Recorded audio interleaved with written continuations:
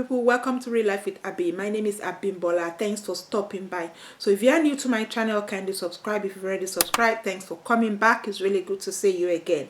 Please don't forget to turn on your notification button so you can be notified when I post new videos. Okay, lovely people, here is an update on Davido's alleged first daughter drama.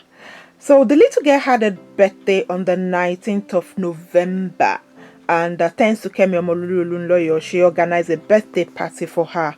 And Aanu appeared to have had a lot of fun. She received gifts and birthday wishes from so many people. So if you're one of those people that sent her a birthday wish, thank you so much for doing that. That was really nice of you.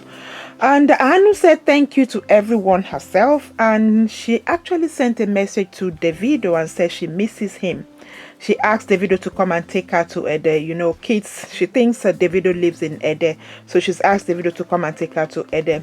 And she sent Davido a birthday message on his birthday and asked Davido to say hello to his other two daughters. So Aanu is aware that Davido has two other daughters and she sent a message to them for Davido to say hello to them. Kemi Omololu has also started a fundraising for Aanu and her mom so Aanu could go to school like other kids, and Aanu's mom, could actually start a business so she can start earning a living.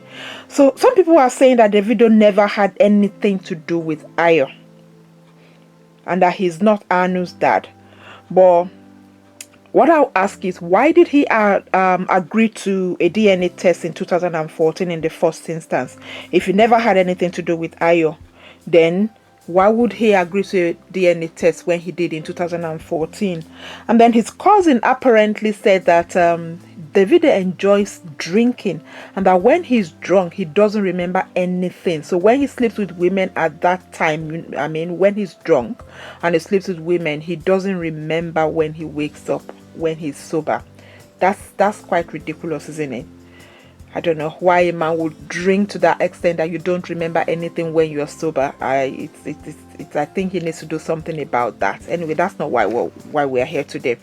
So let's even assume that on the first day that he met Ayo, the first time he slept with her, let's say he was in that kind of mind, he was in that frame of mind, he was drunk and he didn't know what he was doing.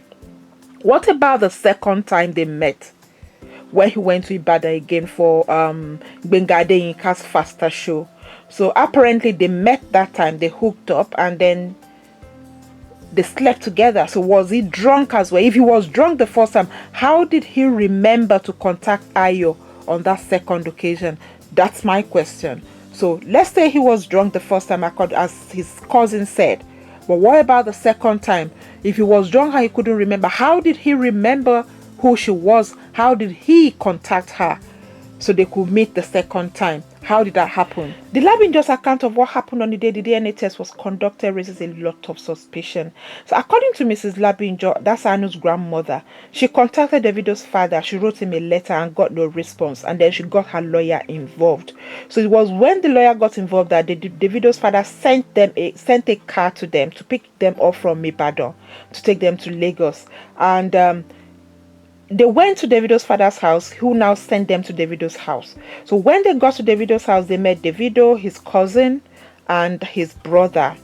And on getting to the place where they were going to have the DNA test conducted, the so-called doctor called Alex Shogbola gave the Labinjos a different name entirely. So he introduced himself to the Labinjos as a different person. He did not tell them his name was Alex Shogbola. Why he did that, I do not know. But that's really Davido and this Alex went into his office, leaving Ayo outside.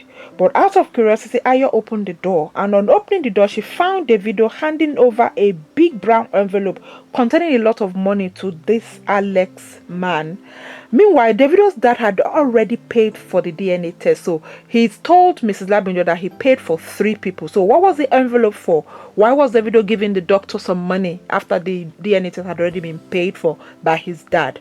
Also, Mrs. Labinjo stated that the lab only collected Davido and Aanu's blood, and when she asked them why Ayo's was not taken, they were told that they needed to come back in 2 weeks' time. But the result was out within 7 days, so Ayo's blood was never taken. Like I said, Davido's dad had already paid for the DNA test, and he paid for 3 people. So why they only took Davido's blood and Anu's blood and they did not take Ayo's blood, I don't understand. And then Mrs. Labin just said that she was suspicious of the whole setup, as there was no indication that the facility they were sent to could handle DNA tests. And Mrs. Labin had lived in the UK before, so she does have an idea of what a DNA test entails.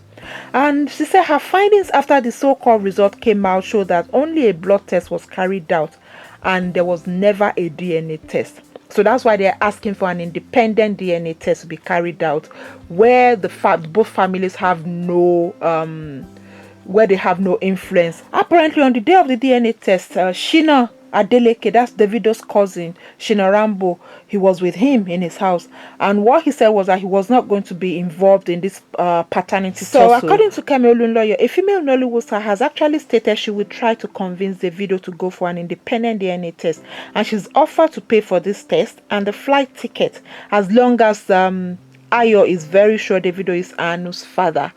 I would say a woman should always know who the father of her child is really. And Ayo has insisted over the last 5 years that Davido is this girl's father, so she must know what she's talking about.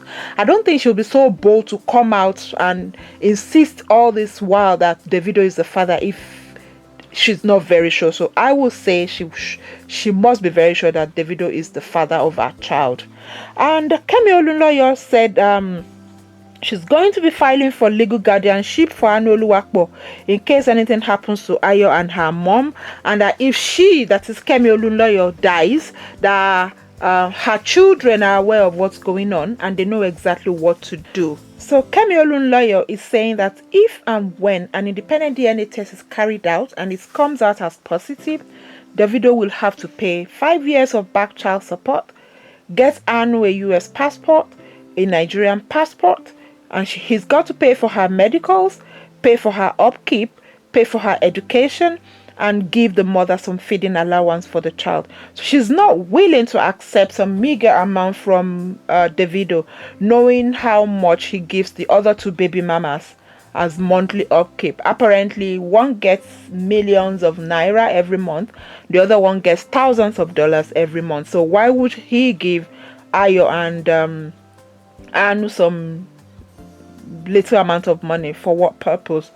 So Davido has stated that the paternity test is dead and a negative result remains negative. I really cannot understand why Davido will not accept to have another test, an independent DNA test. If he's so sure that he's not the father of this girl, why is he refusing to have another DNA test? It's not a difficult thing. It doesn't take much. Carrying out a DNA test does not take much, and it doesn't really take a lot to have this DNA test done. So why is he refusing to have one? I don't understand that. I don't get it. I believe every child needs a father. So if truly Davido is this little girl's biological father, I think it is very unfair for him to treat the girl and her mother the way they're being treated. It's not really fair on them. Imagine a 5-year-old girl that hasn't been to school. It's ridiculous. I know this is not the update many people want to hear, but that's what we've got for now. I'll keep you lovely people posted once there's a new development. So please leave your comments in the comment section, like, share and subscribe, and I shall see you in the next video. Thanks for watching. Bye.